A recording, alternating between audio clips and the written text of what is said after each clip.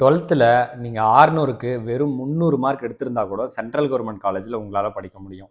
ஏன் even though நீங்கள் ஃபெயிலாக இருந்தால் கூட இந்த சென்ட்ரல் கவர்மெண்ட் காலேஜில் உங்களால் படிக்க முடியும் எப்படின்னு சொல்கிறேன். இப்போ ஜூன் மாதம் நடக்க போகிற துணைத் தேர்வில் நீங்கள் பாஸ் பண்ணிங்கன்னா கண்டிப்பாக இந்த சென்ட்ரல் கவர்மெண்ட் காலேஜில் அட்மிஷன் போட முடியும்.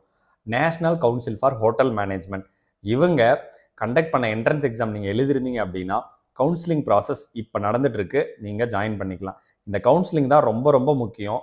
இதில் நீங்கள் சாய்ஸ் ஃபில்லிங் ரொம்ப கரெக்டாக பண்ணணும். நீங்கள் தமிழ்நாடு ஸ்டூடெண்ட்ஸாக இருக்கீங்க அப்படின்னா டாப் 5ல் உங்களுக்கு பிடிச்ச காலேஜை ப்ரிஃபரன்ஸாக வைக்கிறது ரொம்பவே நல்லது.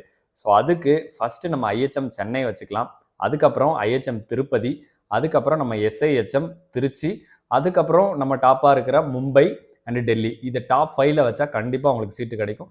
அதுக்கப்புறம் பேலன்ஸ் நம்ம சவுத்தில் இருக்கிற ஏதாச்சும் பிடிச்ச காலேஜ் எஸ்ஐஹெச்எம் ஆர் ஐஹெச்எம் இது ரெண்டுத்தில் வச்சுக்கலாம். ஸோ இந்த மாதிரி நீங்கள் சாய்ஸ் ஃபீல்டில் வச்சிங்கன்னா கண்டிப்பாக உங்களுக்கு சீட்டு கிடைக்கும். ஸோ மறக்காமல் கவுன்சிலிங்கை அட்டன் பண்ணி உங்களுக்கான சீட்டை செக்யூர் பண்ணிக்கோங்க. இதே போல் டெய்லி அப்டேட்ஸ்க்கு நம்ம பேஜை மறக்காமல் ஃபாலோ பண்ணிக்கோங்க.